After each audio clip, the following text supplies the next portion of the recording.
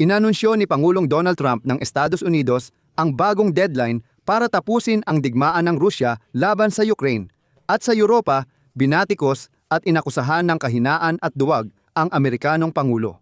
Sabi ng Bloomberg, ang pagsisikap ni Pangulong Donald Trump ng Estados Unidos na tapusin ang pananakop ng Rusya sa Ukraine ay naantala sa yugto ng usapang pangkapayapaan, habang ang labanan sa frontlines ay nasa dead end. Gayunpaman, sinasabi ng mga kaalyado ng Estados Unidos na iginigiit ng Washington na dapat nang mapirmahan ang kasunduang pangkapayapaan bago ang ika-4 ng Hulyo, ang ika-250 anibersaryo ng kalayaan ng Amerika. Gusto ni Trump lumabas sa parada at sabihing napigilan niya ang isa pang digmaan, anuman ang kondisyon. Sa Europa, diretsahang binatikos si Donald Trump. Sinabing siya ang nagbigay ng lakas ng loob at kumpiyansa kay Diktador Putin nang ilatag niya ang pulang karpet at tawagin itong kaibigan. Tumanggi si Trump suportahan ang Ukraine at maagang nagbigay ng konsesyon sa Kremlin at hayagang sinasabi ito ngayon sa Europa. Sinabi rin sa Europa na ang estratehiya ng Rusya sa digmaan laban sa Ukraine ay hindi pagsakop ng teritoryo, kundi ibang bagay. Ako si Alexi Pechi. Tara't pag-usapan natin ang paksang ito. Pero bago tayo magsimula sa episode na ito, hinihiling ko na mag-subscribe kayo sa channel, mag-like at mag-iwan ng kahit anong komento sa episode na ito. Mag-subscribe din sa Telegram channel kong Pechi News. May link sa video description. Doon namin agad inilalathala ang mga bagong balita. Ngayon, ika-4 na anibersaryo ng malawakang digmaan ng Rusya sa Ukraine, diretsahan ang isinulat ng Bloomberg. Dead end ang pagsisikap ni Pangulong Donald Trump na tapusin ang pananakop ng Rusya sa Ukraine. Nasa dead end ang mga usapang pangkapayapaan. At ang mga labanan matapos ang 4 na taon ng malawakang digmaan ay hindi naman talaga tumigil. Ngunit tila ayaw makita ng White House ang realidad at sinasabi nilang iginigiit ni Donald Trump ang isang kasunduang pangkapayapaan bago niya idaos ang pagdiriwang para sa ika-250 anibersaryo ng kalayaan ng Estados Unidos sa ika-4 ng Hulyo, at ito ay kahit walang senyales na handang makipagkasundo si Pangulong Vladimir Putin ng Rusya kung hindi matutugunan ang kanyang mga pangunahing kahilingan. Tinanggihan ng Ukraine ang mga hinihingi ng Rusya. Sa pag-atras ng mga tropa mula sa pinatibay na lugar sa silangang Donetsk at nag-alok ng tigil putukan sa kasalukuyang linya ng labanan. Nagmungkahi ang Estados Unidos ng malayang sonang pang-ekonomiya sa lugar at pagbibigay ng seguridad sa Ukraine laban sa anumang susunod na pag-atake ng Russia. Ayon sa mga ulat, ilang beses nang lumampas sa takdang petsa at deadline ang negosasyon. Aminado ang mga opisyal sa pribadong usapan na walang nakikitang palatandaan na handa si Vladimir Putin na bitawan ang kanyang mga maksimalistang posisyon. Patuloy naniniwala ang kampo ni Trump na magkakaroon ng kapayapaan, ngunit kapalit nito ang pagtataksil sa Ukraine. Ngunit para kay Trump, mas mahalaga ang simbolismo ng petsang ika-4 ng Hulyo kaysa sa anumang realidad sa mundo. Sigurado siyang kailangan niyang sumali sa parada sa ika-4 ng Hulyo araw ng kalayaan ng Estados Unidos at ipahayag na napigilan niya ang isa pang digmaan. At dito, nais ko lang ipaalala na noong bumalik si Trump bilang presidente ng Estados Unidos noong Enero 2025, nangako siyang mabilis na tatapusin ang digmaan.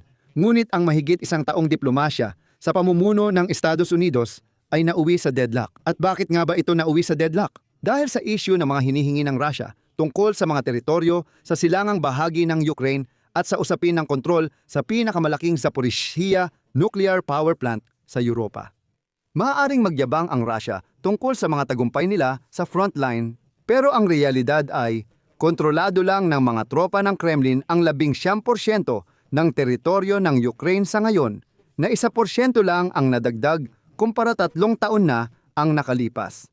At noong 2022, paalala ko lang, kontrolado ng mga Ruso ang 27% ng mga teritoryo. Sa huli, idadagdag ko na ang 3 round ng trilateral na pag-uusap ngayong taon sa Abu Dhabi at Geneva ay hindi nagbigay solusyon sa problema. Ang mga kaalyado ng Ukraine sa Europa ay halos di kasali sa usapan, kahit sila ang pangunahing nagpopondo ng armas para sa depensa ng Ukraine matapos itigil ni Trump ang lahat ng tulong militar ng Amerika. Dito rin, ilang ulit nang ipinahayag ni Trump ang pagkadismaya sa mabagal na usapan at urong-sulong siya sa pagitan ng pagpuna kay Putin at paghimok kay Pangulong Zelensky ng Ukraine na magbigay ng konsesyon. Samantala, hindi pa nagpapakita si Putin ng kahandaang isuko ang kanyang mga hinihingi. Ngayon, sa Europa, diretsahan nilang sinisi si Donald Trump kung bakit hindi nagbibigay ng konsesyon si Vladimir Putin. Binatikos ni Ministro ng Depensa ng Alemanya, Boris Pistorius, si Pangulong Donald Trump ng US dahil sa pakikitungo nito kay diktador ng Russia, Vladimir Putin, at sa digmaan ng Russia sa Ukraine. Narito ang kanyang pahayag. Sa kasamaang palad, nakaapekto ang Pangulo ng Amerika sa mga digmaan at sa kumpiyansa ni Vladimir Putin sa sarili nang inilatag niya ang pulang karpet at tinanggap siya bilang kaibigan sa Alaska, kasabay ng ganap na pagtalikod sa suportang militar para sa Ukraine. Sa kasamaang palad, maaga at walang dahilan na inalis ng Pangulo ng Amerika ang issue ng pagiging miyembro ng Ukraine sa NATO sa agenda. Ito sana ay isang usapin na maaaring gamitin sa negotiation para sa ibang mga bagay. Alam mo na parang sinasabi na ito sana ay maaaring maging panangga o leverage. Sinabi rin ni Pistorius na naging digmaan ng pag-ubos ang pananakop ng Rusya habang biglang huminto ang Estados Unidos ng Amerika, pangunahing kaalyado ng Ukraine sa pagbibigay ng suporta. Isa pang pahayag, sa larangan ng labanan, halos walang anumang makabuluhang pagbabago. Mas masama pa, habang nagpapanggap si Putin na nakikipag-usap, isang digmaan ng terorismo ang isinasagawa laban sa mga sibilyang Ukrainian. Kaya napakahalaga na hindi tayo tumigil o pinapahina ang ating suporta sa Ukraine. Kung titingnan natin ang ekonomiya ng Russia, ngayon ang tamang panahon para manatili sa ating direksyon. Kasabay nito, sinabi ng komandante ng pambansang sandatahang lakas ng Latvia na si Kaspar Spudans na ang estratehiya ng Russia sa Ukraine ay hindi nakabatay sa tagumpay sa front lines. Ayon sa kanya, ang pangunahing layunin ng agresor ay impluwensyahan ang pampulitikang kagustuhan at bawasan ang suporta ng mamamayan para sa mga militar ng Ukraine at kanilang paglaban. Kapag bigong makamit ng Russia ang layunin sa front lines, binobomba nila ang mga lungsod at sibilyan.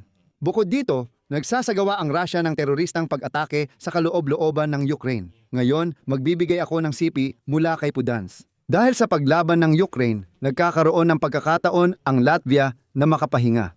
Dapat gamitin ng matalino ang panahong ito para patuloy palakasin ang depensa at huwag tumigil. Kahit may tigil putukan sa Ukraine, maaaring subukan ng Moscow na maghiganti sa mga kalapit na bansa, lalo na sa Latvia. Hindi kailangang armadong pag-atake ito dahil maaaring bantarin ang propaganda, cyber operations, o hakbang na pang-ekonomiya. Pagkatapos, diretsahang sinabi ni Zelensky, ang mensahe ko kay Putin ay simple, handa akong makipagkita, kailangan tapusin ang digmaan at iyon na. Maririnig kaya ito ni Trump o muli niyang sasabihin na Ukraine ang nagpapatagal sa negosasyon at ayaw tapusin ang digmaan? Iyan ang tanong. Tinututulan ng Ukraine ang kahilingan ng Russia na iurong ang mga tropa mula sa pinatibay na bahagi ng Donbas at iminumungkahi na itigil ang putukan sa tinatawag na linya ng harapan. Iminumungkahi ng Estados Unidos ang paglikha ng demilitarisadong malayang sonang pang-ekonomiya dito at magbigay ng garantiya sa seguridad sa Ukraine. Ngunit gusto kong linawin na ipinapangako lang ito ni Trump kapag napirmahan na ang kasunduang pangkapayapaan. Wala pang pinal na desisyon sa Zaporizhzhia Nuclear Power Plant. Kahit pa sinabi ng Estados Unidos na mahalaga ang paghahati ng kontrol dito sa anumang kasunduan. Bakit biglang naisip ni Trump na papayag ang mga Ukraino na hatiin ang nuclear power plant nila sa mga hindi naliligo na mga taga-Moscow? At dito may patibong sa deadline na ito ni Donald Trump. Maaaring pumayag si Putin sa tigil putukan, kaya magpapahayag si Trump ng tagumpay sa pagtatapos ng digmaan sa parada ng ika-4 ng Hulyo. Pero sa parehong panahon, ipagpapatuloy ng Russia ang kampanya ng mga sabotahe, teroristang pag-atake, hybrid na digmaan o panghihimasok sa eleksyon na layuning destabilisasyon ang Ukraine. At huwag kalimutan, sinabi ni Trump ang interes niya sa mga joint business deal ng Amerika at Russia kapag natapos ang digmaan. Kaya maaaring magkunwari si Putin na magpapatigil ng putukan sa harapan, pero ipagpapatuloy pa rin niya ang digmaan sa ibang paraan. At si Trump naman ay magpapahayag na tinapos niya ang isa na namang digmaan. Dito ko natatapusin.